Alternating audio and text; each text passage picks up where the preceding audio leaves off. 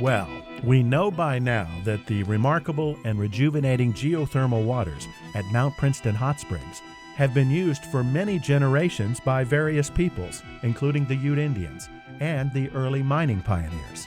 And we know that over the past 130 years, the resort with the same name has been attracting visitors from all over the world. But have you ever wondered where this water comes from? Why is it warm and geothermal, yet lacks the smell of sulfur that some other hot springs have? Or what makes this part of the Rocky Mountains so different, and what the geology is of the nearby mountain peaks? The alteration, for example, at Chalk Cliffs, which is a prominent feature in the valley at Mount Princeton Hot Springs Resort, is caused actually by earlier larger hydrothermal systems, hot water systems, that occurred before the uplift of the collegiate range along the Saltwhite's Fault Zone. That occurred principally 4 to 6 million years ago. So those rocks were all deep under the surface at that time, and that alteration that created the Chalk Cliffs.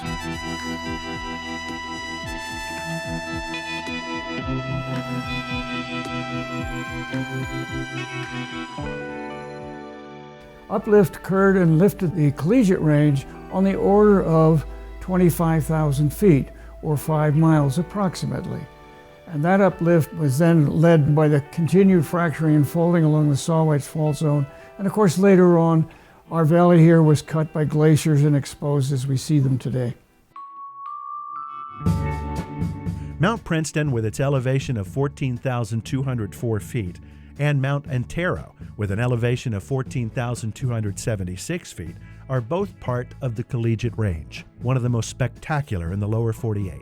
And these two peaks, along with about 20 others that rise to altitudes of over 13,000 feet, provide not only the amazing scenery around Mount Princeton Hot Springs Resort, but also the geothermal yet non-sulfurous water for its numerous hot springs, including some that percolate directly into the riverbed of Chalk Creek.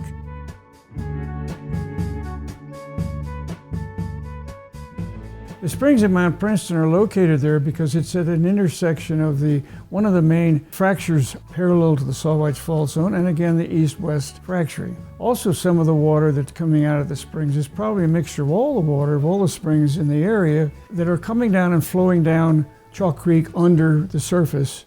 This is the lowest point of all the hot springs, lowest elevation point of all the hot springs in the Chalk Creek area. It's important to keep in mind that the waters here are a mixture of the geothermal waters that are actually heated out in the middle of the valley at great depths, greater than 7,000 feet down, along the great Rio Grande Rift Zone, which goes all the way from Leadville to northern Mexico. And that water comes up and then it is mixed with meteoric waters.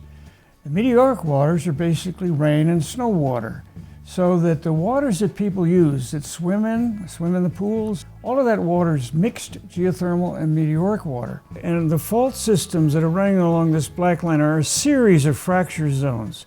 And they come down in this picture along across here, and the main water is coming up under the old soaking pool, or present soaking pool, and there's a series of fractures under here that provide the actual water for the little pools that people swim in along Chalk Creek.